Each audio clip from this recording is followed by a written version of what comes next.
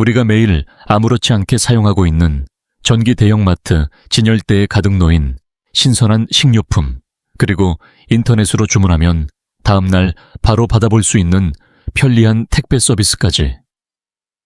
이런 풍요로운 일상은 전 세계에 촘촘하게 구축된 공급망 덕분에 유지되고 있습니다. 그런데 이 거대한 공급망 속에는 가장 중요한 동시에 가장 취약한 지점이 존재합니다. 그리고 바로 지금 그곳이 심각한 위기에 놓여 있습니다.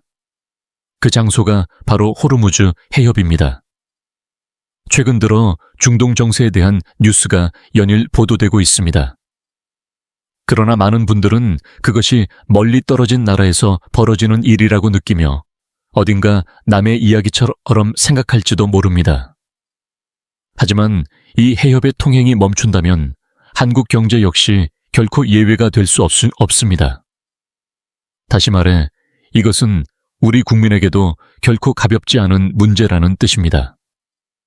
그래서 이번 영상에서는 호르무즈 해협이 사실상 봉쇄될 경우 경제에 어떤 영향을 미치게 되는지 그 실상을 차분히 살펴보겠습니다. 끝까지 시청하신다면 세계 경제를 바라보는 이해도 또한 한층 높아질 것이라 확신합니다. 이 채널에서는 이러한 국제 정세와 경제 구조에 대한 정보를 지속적으로 전해드리고 있습니다. 만약 이 내용이 조금이라도 도움이 된다고 느끼신다면 나중에 어떤 채널이었는지 기억나지 않기 전에 채널 구독도 부탁드립니다. 그럼 이제 본격적으로 이야기를 시작해 보겠습니다.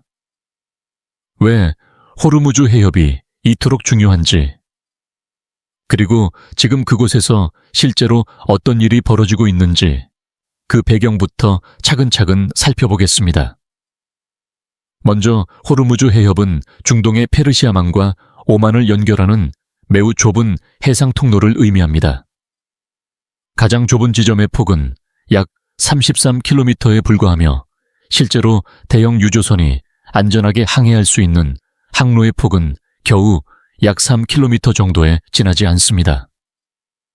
그럼에도 불구하고 이 좁은 바닷길을 통해 전 세계 해상 운송 원유의 약 20%, 그리고 천연가스, 즉 LNG의 약 20%가 매일 통과하고 있습니다. 말 그대로 세계 경제를 움직이게 하는 거대한 동맥과 같은 것이며, 만약 이 통로가 멈춘다면 전 세계는 심각한 에너지 부족 사태에 빠질 수 있는 절대적인 요충지이기도 합니다.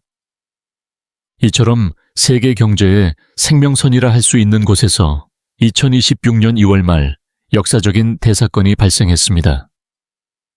그것은 미국과 이스라엘이 이란을 향해 감행한 대규모 공동 군사 공격이었습니다. 미국 측은 이를 에픽 퓨리 작전, 이스라엘 측은 로어링 라이온 작전이라 명명했으며, 이 합동 작전은 과거 중동 분쟁과 비교해 보아도 유례를 찾기 어려울 만큼 거대한 규모로 진행되었습니다. 적어도 이 지역의 여러 도시를 향해 최신 스텔스 전투기와 토마호크 순항 미사일, 그리고 수많은 드론이 투입되었고, 이란 내부의 방공 시스템과 군사시설, 더 나아가 지도부까지 주요 공격 목표가 되었습니다. 이 사건은 바로 전날인 2월 27일 오만의 중재로 이루어진 이란과 미국의 핵 협상에서 돌파구가 마련되었다는 보도가 나온 직후라는 점에서도 큰 충격을 주었습니다. 그리고 이 공격으로 인해 세계를 가장 크게 놀라게 한 사실은 이란의 최고 지도자인 하메네이 씨가 사망했다는 점이었습니다. 약 37년이라는 긴 세월 동안 이란의 절대적인 권력을 쥐고 있던 지도자가 갑작스럽게 사라지면서 이란 내부는 극심한 혼란에 빠지게 되었습니다. 이에 대응해 이란은 곧바로 대규모 보복 공격에 나섰습니다. 혁명 수비대를 중심으로 한 군사 조직은 이스라엘 본토를 향한 미사일 공격뿐 아니라 중동 각지에 위치한 미군 기지에도 공격을 가했습니다. 더 나아가 이전까지는 직접적인 공격 대상이 되지 않을 것이라 여겨졌던 UAE와 사우디아라비아, 카타르, 바레인, 쿠웨이트 등 걸프 지역 국가들에도 미사일과 드론이 발사되었습니다. 두바이에서는 요격된 미사일의 파편이 팜 주메일에 위치한 고급 호텔 인근에 떨어지며 화재가 발생했고, 국제공항에서는 항공편 운항이 일시 중단되는 등 걸프 지역 도시들은 큰 혼란에 휩싸였습니다. 또한 이 충돌로 인해 이란 내부에서도 많은 민간인이 희생되었으며 남부 지역의 한 여자 초등학교가 공격을 받아 148명이 목숨을 잃는 등 양측 모두 막대한 피해를 입은 상황입니다. 이러한 일련의 상황 속에서 지금 호르무즈 해협은 사실상 봉쇄 상태에 들어갔다고 볼 수 있습니다. 그러나 여기에서 한 가지 분명히 짚고 넘어가야 할 점이 있습니다. 이란이 해협 한가운데 거대한 장벽을 세웠다거나 수많은 군함을 줄지어 배치하에 물리적으로 선박의 통과를 막고 있는 것은 아니라는 사실입니다. 그렇다면 왜 지금 선박들이 이 해협을 지나가지 못하고 있는 것일까요? 이유는 단순합니다. 이 항로가 너무나 위험해졌기 때문입니다. 상황이 극도로 불안정해지면서 해운 회사들은 더 이상 이 해역을 통과할 수 없다고 판단하고 스스로 항로 이용을 포기할 수밖에 없는 상태로 몰리고 있습니다. 이란의 혁명수비대는 무선을 통해 어떤 선박도 호르무즈 해협을 통과해서는 안 된다는 경고를 공개적으로 송출했습니다. 그리고 실제로 최소 4척 이상의 선박이 공격을 받아 화재가 발생하는 사건까지 이어졌습니다.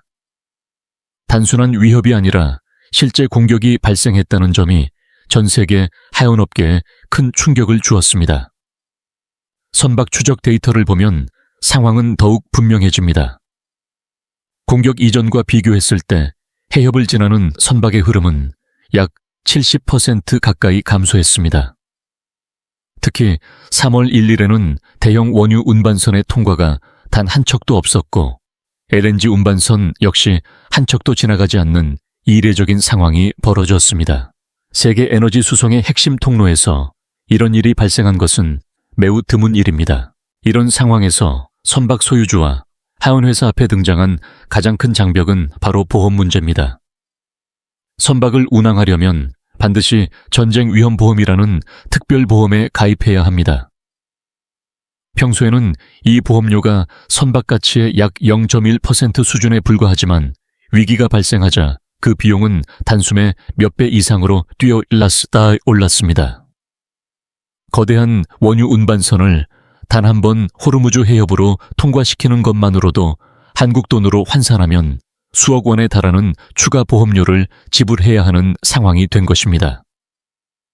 여기에 더해 런던의 로이즈 보험 시장에서는 3월 5일 자정 이후 이 지역에 대한 전쟁 위험 보험 인수를 일시적으로 중단할 수 있다는 소식까지 전해졌습니다. 만약 보험 계약을 유지하려면 훨씬 더 높은 보험료를 전제로 다시 협상을 해야 합니다.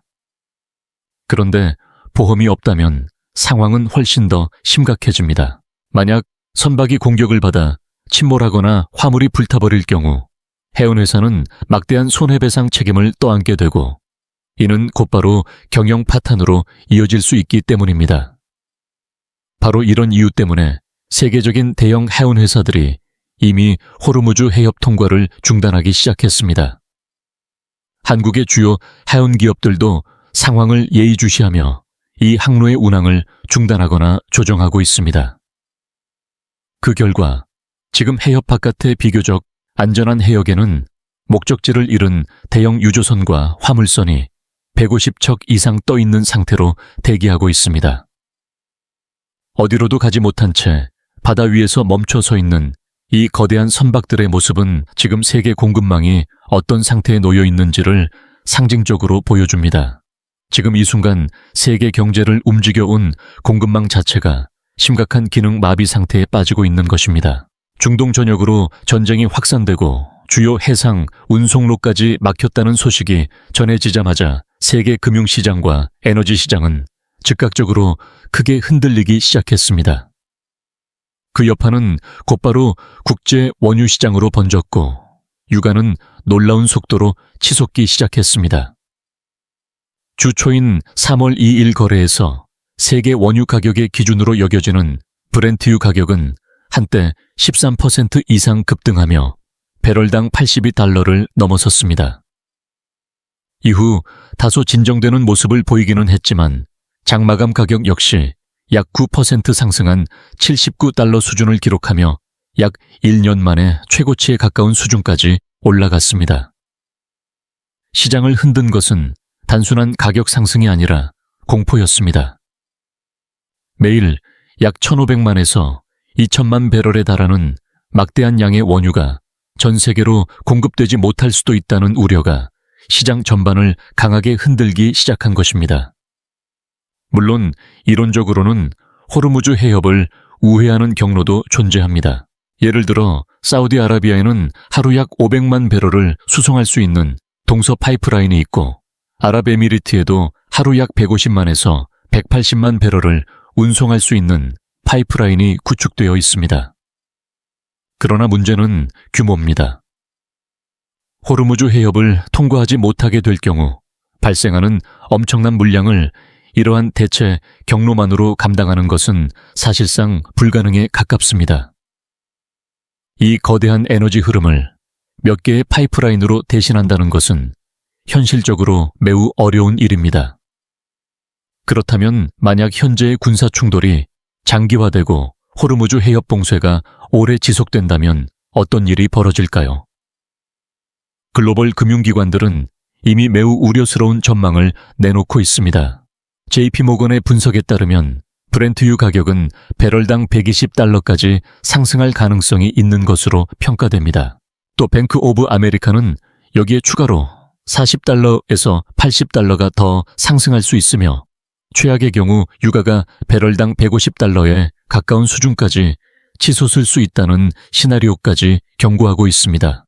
만약 유가가 120달러 수준에 도달한다면 이는 세계 경제가 심각한 침체에 빠졌던 리먼 쇼크 직전 당시 기록했던 역사적 최고 수준과 맞먹는 가격이 됩니다. 다시 말해 지금 시장이 느끼고 있는 긴장은 단순한 가격 변동이 아니라 또 하나의 거대한 경제 충격이 다가올 수 있다는 공포에 가까운 것입니다. 이러한 상황 속에서 이 글로벌 위기 속에 놓인 한국의 위치는 매우 특수하며 동시에 상당히 취약한 구조를 가지고 있습니다. 왜냐하면 한국 역시 해외에서 들어오는 화석 연료에 크게 의존하고 있으며 그 상당 부분이 바로 호르무즈 해협을 통해 들어오기 때문입니다. 먼저 한국의 에너지 구조를 살펴보겠습니다. 한국의 에너지 자급률은 약 17% 수준에 불과합니다. 다시 말해 우리가 사용하는 에너지의 80% 이상을 해외에서 수입하고 있다는 뜻입니다. 이러한 수치는 같은 아시아 국가들과 비교해 보아도 매우 높은 수준의 수입 의존도를 보여줍니다. 더욱 우려되는 점은 에너지 조달의 지역적 편중입니다. 한국은 원유의 대부분을 해외에서 수입하고 있으며 그 가운데 약 70%가 중동 지역에서 들어옵니다. 즉, 한국의 에너지 공급 구조 자체가 중동 지역의 안정성과 밀접하게 연결되어 있다는 의미입니다.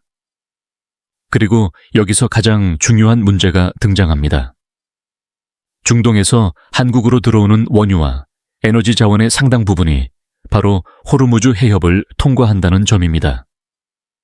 다시 말해 호르무즈 해협이 막히는 상황은 단순한 국제 뉴스가 아니라 한국의 에너지 안보와 산업 구조에도 직접적인 영향을 줄 수 있는 매우 심각한 변수라고 볼 수 있습니다. 이와 관련해 한국 정부 역시 에너지 비축 제도를 유지하고 있습니다.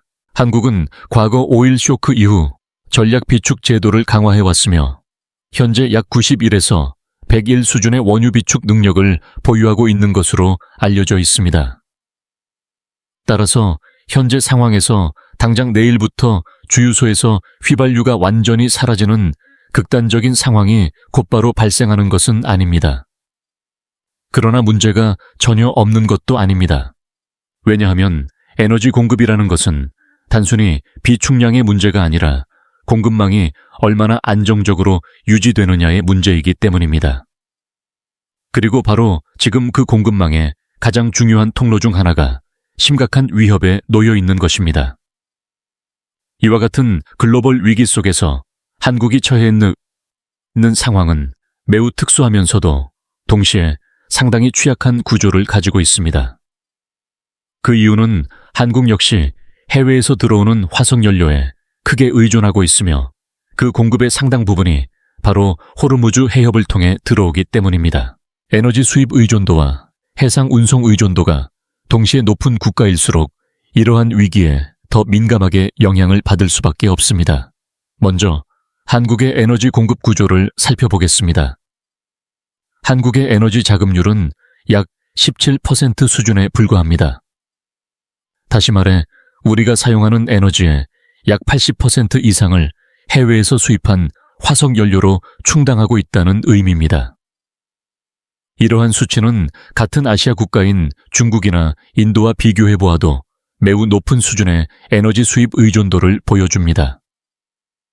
더욱 우려되는 점은 에너지 조달의 지역적 편중입니다.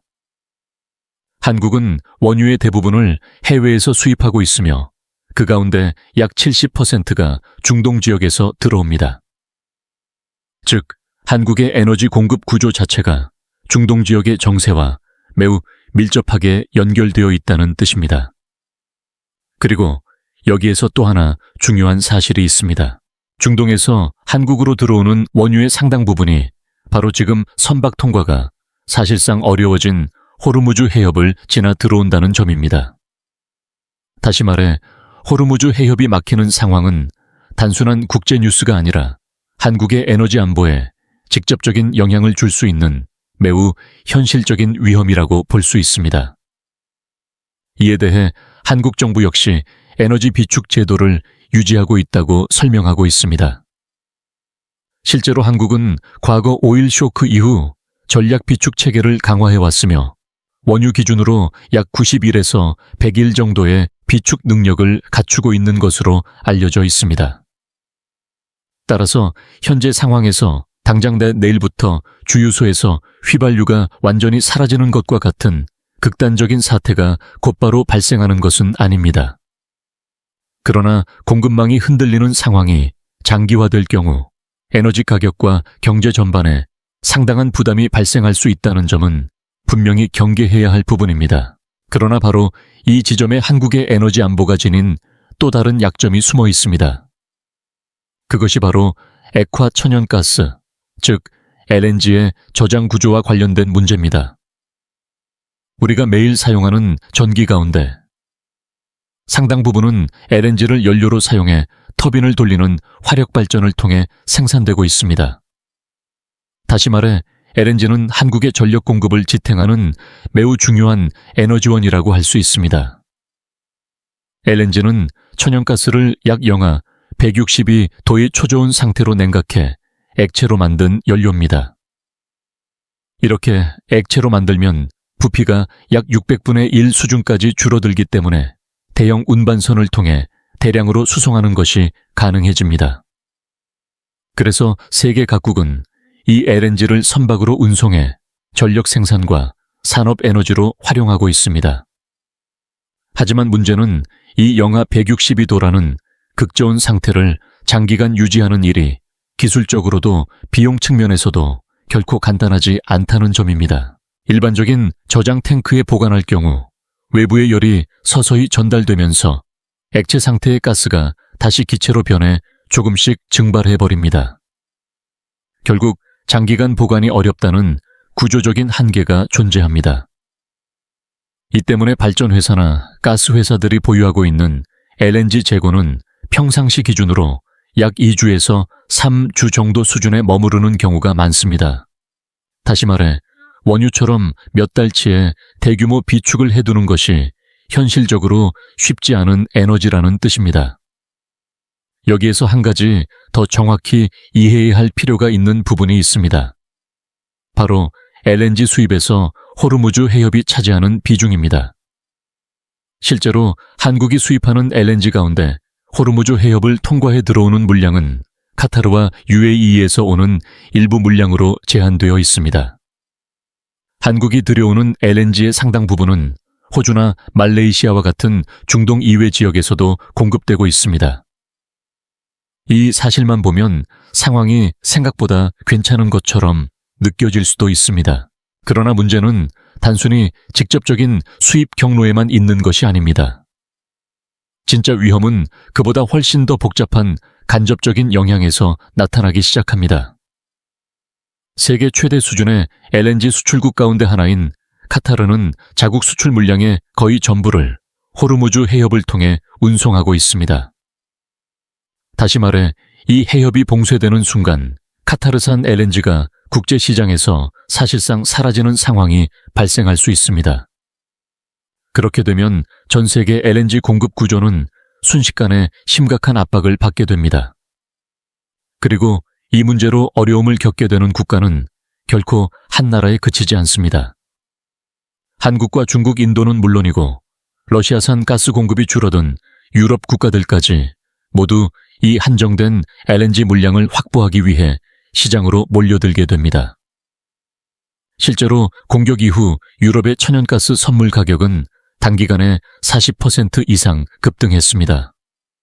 제한된 LNG를 둘러싼 국가 간 확보 경쟁이 이미 시작된 것입니다. 여기에 또 하나의 복잡한 요소가 존재합니다.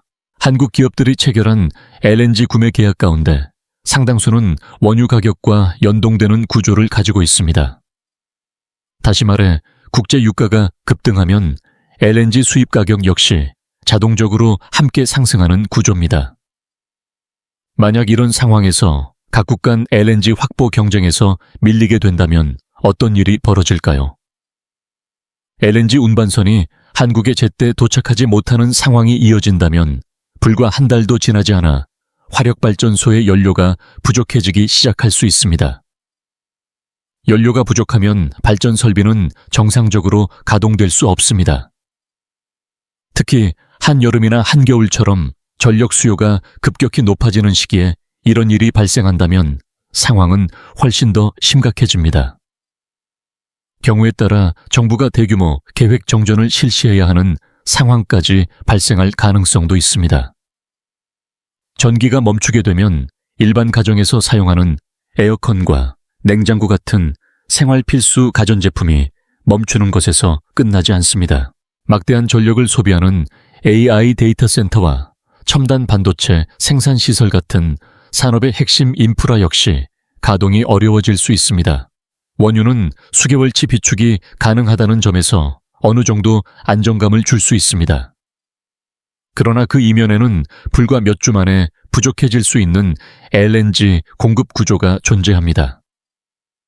바로 이 LNG 부족 가능성이야말로 현재 에너지 공급망에서 가장 심각한 위험 요소 가운데 하나라고 할 수 있습니다. 많은 사람들이 가장 먼저 체감하게 될 영향은 아마도 휘발유 가격이 얼마나 더 오를 것인가 하는 문제일 것입니다. 실제로 휘발유 가격이 크게 상승한다면 자동차를 이용하는 사람들에게는 적지 않은 부담이 될 수 있습니다. 그러나 한국 경제 전체에 더 큰 위협이 될 수 있는 요소는 단순한 휘발유 가격 상승만이 아닙니다. 바로 경유 가격의 급등입니다. 사실 이 경유 가격의 상승이야말로 우리의 일상생활을 가장 먼저 그리고 가장 깊게 흔들 수 있는 요인이 될 수 있습니다. 한국 전역에서 물류를 담당하고 있는 수많은 화물 트럭들이 사용하는 연료가 바로 경유이기 때문입니다. 우리가 대형마트에서 구입하는 식료품이나 온라인 쇼핑으로 주문한 택배 역시 대부분 이러한 트럭 운송을 통해 전국으로 이동하고 있습니다. 다시 말해 경유 가격이 오르면 물류 비용이 상승하고 그 부담은 결국 소비자 가격으로 이어질 가능성이 높습니다.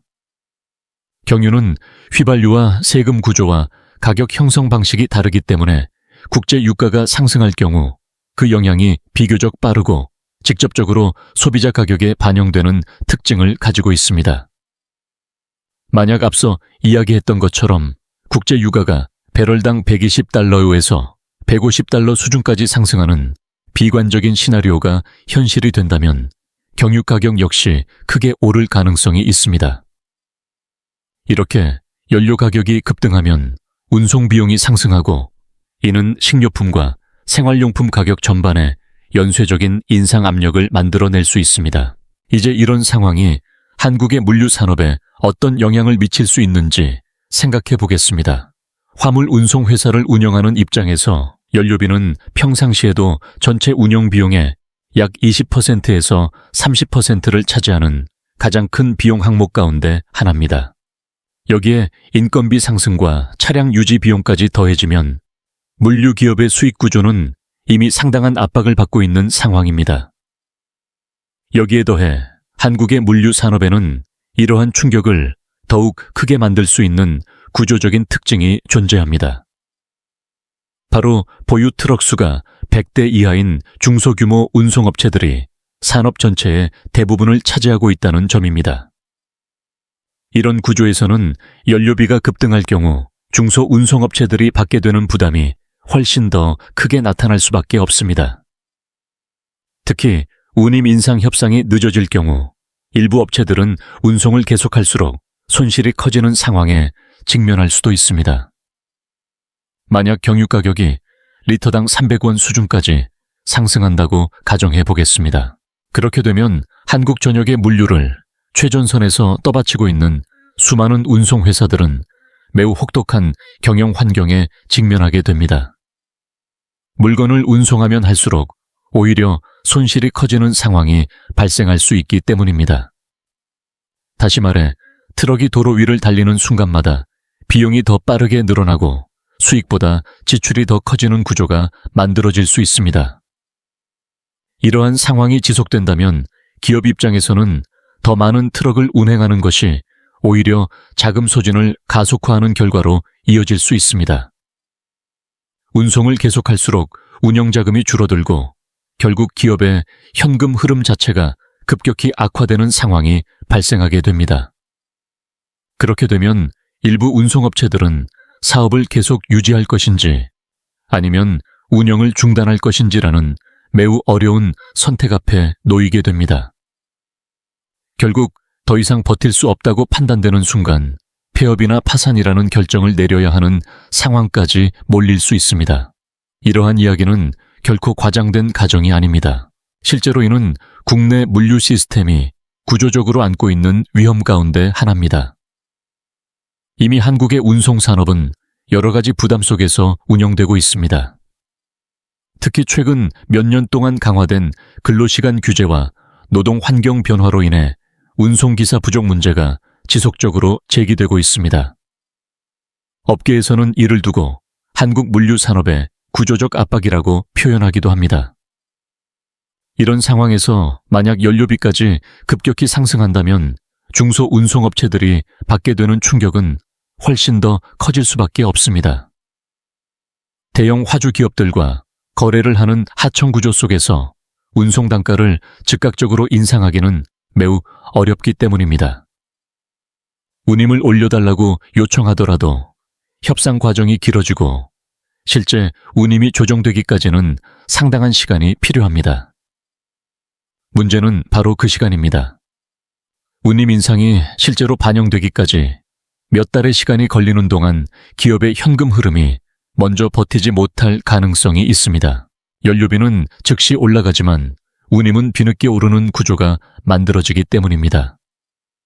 그 사이에 자금이 바닥나면 기업은 더 이상 운영을 지속할 수 없게 되고 결국 파산이라는 결과로 이어질 위험도 충분히 존재합니다. 물류 비용이 급격히 상승하는 이유는 단지 국내 경유 가격 상승 때문만은 아닙니다. 바다 위에서도 상상을 뛰어넘는 수준의 비용 증가가 동시에 발생하고 있습니다. 호르무즈 해협이 사실상 봉쇄된 상황에 더해 중동 해역 곳곳에서는 민간 선박을 겨냥한 공격 위험이 계속되고 있습니다. 이로 인해 많은 해운 회사들은 기존의 주요 항로를 더 이상 안전하게 이용하기 어렵다고 판단하고 있습니다. 그 결과 유럽과 아시아를 오가던 국제 해상 운송 루트에도 큰 변화가 생겼습니다. 많은 선박들이 중동을 통과하는 기존 경로 대신 아프리카 대륙 남단의 희망봉을 크게 돌아가는 장거리 항로를 선택할 수밖에 없는 상황에 놓였습니다. 항해 거리가 길어지면 자연스럽게 운항 시간도 늘어나고 선박을 움직이기 위한 연료 사용량 역시 크게 증가하게 됩니다. 또한 페르시아만 내부의 주요 항만으로 향하는 접근 자체가 어려워지면서 세계 하운 네트워크 전반이 혼란을 겪고 있습니다. 항해 기간이 길어질수록 선박 운항에 필요한 연료 비용도 함께 증가하게 됩니다. 업계에서는 이러한 변화로 인해 해운 회사들의 연료 비용이 기존보다 30%에서 50% 가까이 늘어날 수 있을 것으로 보고 있습니다. 여기에 전쟁 위험을 회피하기 위한 추가 보험료까지 더해지고 있습니다. 컨테이너 하나당 수십만 원 수준의 추가 보험 비용이 붙는 사례도 보고되고 있습니다. 결국 이러한 상황은 한국 경제가 피하기 어려운 두 가지 비용 압박에 동시에 직면하고 있다는 의미가 됩니다. 하나는 바다 위에서 급격히 증가한 수입 운송 비용이고, 다른 하나는 항구에 도착한 이후 국내에서 트럭으로 운송하는 육상 물류 비용의 상승입니다. 그렇다면 이렇게 증가한 비용은 결국 어디로 향하게 될까요? 운송회사나 유통업체가 모든 비용을 스스로 부담해주는 것은 현실적으로 어렵습니다. 결국 그 비용은 우리가 슈퍼마켓이나 편의점에서 구매하는 상품 가격에 반영될 수밖에 없습니다. 매일 트럭을 통해 전국으로 배송되는 식료품과 음료 역시 마찬가지입니다. 경유 가격이 상승하면 물류 비용이 증가하고 그 영향은 자연스럽게 소비자 가격으로 이어집니다. 그러나 식료품 가격 상승의 원인은 단순히 운송 비용 증가만이 아닙니다. 그보다 더 깊은 구조적 요인이 존재합니다. 바로 비료 가격 상승입니다. 잘 알려지지 않은 사실이지만 이란과 카타르를 포함한 중동의 걸프 지역은 농업에 필수적인 암모니아와 요소와 같은 비료 원료를 전 세계에 공급하는 중요한 생산 거점입니다. 따라서 호르무즈 해협이 봉쇄된다는 것은 단지 석유와 천연가스의 흐름만이 아니라 현대 농업을 지탱하는 비료 원료의 공급까지 차단될 수 있다는 의미이기도 합니다. 한국의 농업 역시 이러한 구조에서 자유롭지 않습니다. 실제로 한국 농업은 비료 원료의 상당 부분을 해외 수입에 의존하고 있습니다. 만약 비료 공급이 줄어들거나 가격이 몇 배 이상 상승한다면 농가의 생산 비용은 크게 늘어나게 됩니다. 그렇게 되면 일부 농가에서는 작물 재배 자체를 포기하는 상황도 발생할 수 있습니다. 이런 상황이 이어진다면 국내에서 생산되는 채소나 쌀 가격 역시 상승 압력을 받게 됩니다. 또한 이러한 비료 부족 문제는 한국만의 문제가 아니라 미국이나 호주와 같은 세계 주요 농업 생산국에도 영향을 미칠 수 있습니다. 글로벌 차원에서 보면 밀 옥수수 대두 같은 주요 곡물 가격이 상승할 가능성도 충분히 존재합니다. 한국은 밀의 상당 부분을 해외 수입에 의존하는 국가입니다. 따라서 밀 가격이 상승하면 빵, 우동, 파스타와 같은 다양한 가공식품의 가격도 연쇄적으로 오르게 됩니다. 여기서 더해 가축 사료 역시 상당 부분 수입에 의존하고 있기 때문에 축산 농가의 비용 부담도 함께 증가하게 됩니다. 결국 이러한 압박은 고기와 달걀 가격 상승으로 이어질 가능성이 있습니다. 결국 우리는 하나의 구조적인 현상을 마주하게 됩니다. 에너지 가격 상승과 식료품 가격 상승이 동시에 나타나는 현상입니다. 경제에서는 이러한 상황을 에너지 충격이 식탁 물가까지 확산되는 인플레이션 현상으로 설명하기도 합니다. 즉, 에너지 위기가 우리의 일상적인 식생활까지 영향을 미치는 연쇄적인 경제 충격으로 이어질 수 있다는 의미입니다. 이번 중동 사태는 우리에게 한 가지 매우 중요한 현실을 다시 한번 보여주었습니다. 그것은 바로 한 나라의 에너지 공급과 경제 안정이 때로는 다른 국가들의 군사적 판단 하나에 의해 크게 흔들릴 수 있다는 사실입니다. 오늘날 세계는 점점 더 다극적인 구조로 변화하고 있으며 국제 질서 역시 과거보다 훨씬 복잡하게 얽혀 있습니다. 따라서 멀리 떨어진 중동에서 벌어지는 분쟁이라고 해서 결코 우리와 무관한 이야기라고 볼 수는 없습니다. 그 여파는 결국 에너지 시장을 거쳐 항만과 물류망으로 이어지고 다시 우리가 매일 이용하는 상점의 가격과 가정의 난방비, 전기요금 같은 생활에 가장 가까운 부분까지 영향을 미치게 됩니다. 이처럼 국제 정세와 경제 구조는 생각보다 훨씬 긴밀하게 연결되어 있습니다. 그렇다면 우리는 앞으로 이러한 변화 속에서 어떤 정보를 알고 있어야 할까요? 그리고 우리의 일상과 자산 생활을 지키기 위해 어떤 준비와 대응이 필요할까요? 여러분은 이 문제를 어떻게 생각하고 계신지 궁금합니다. 여러분의 생각을 짧게라도 댓글로 남겨주신다면 많은 분들과 함께 고민해 볼 수 있을 것 같습니다. 안녕하세요. 채널 역사의 흐름입니다. 사실 지난 일주일은 정말 정신없이 바쁜 시간이었습니다. 저는 지금 새로운 책을 집필하고 있는 중인데 집필 작업을 하던 도중 갑자기 중동 관련 긴급 뉴스가 전해졌습니다. 그 소식을 접한 직후 바로 관련 내용을 정리해 영상을 준비하기 시작했는데 문제는 상황이 너무 빠르게 변하고 있었다는 점이었습니다. 영상을 준비하는 도중에도 새로운 정보가 계속해서 업데이트되었고 어느 부분을 어디까지 전달해야 할지 판단하는 과정이 쉽지 않았습니다. 특히 이번 사태는 단순한 뉴스 이상의 의미를 가지고 있었기 때문에 더 많은 고민이 필요했습니다. 국제정세가 급변하는 상황에서 금융시장과 자원시장 역시 빠르게 반응하기 시작했고 그에 따라 투자시장에서도 포지션을 조정하려는 움직임이 나타나기 시작했습니다. 이런 흐름까지 함께 고려하다 보니 개인적으로도 매우 분주한 시간을 보내게 되었습니다. 앞서 여러분께 앞으로 어떻게 대응해야 할지에 대해 질문을 드렸기 때문에 저의 생각도 간단히 말씀드리겠습니다. 사실 생각의 방향은 그렇게 복잡하지 않습니다. 이번 영상에서 설명드린 것처럼 산업은 충격을 받을 가능성이 높고 동시에 곡물이나 에너지 자원과 같은 실물 자원의 가치는 상대적으로 상승할 가능성이 있습니다. 만약 이 두 가지 현상이 동시에 발생한다면 자신의 자산이나 투자 전략 역시 그 변화에 맞추어 유연하게 조정할 필요가 있다고 생각합니다.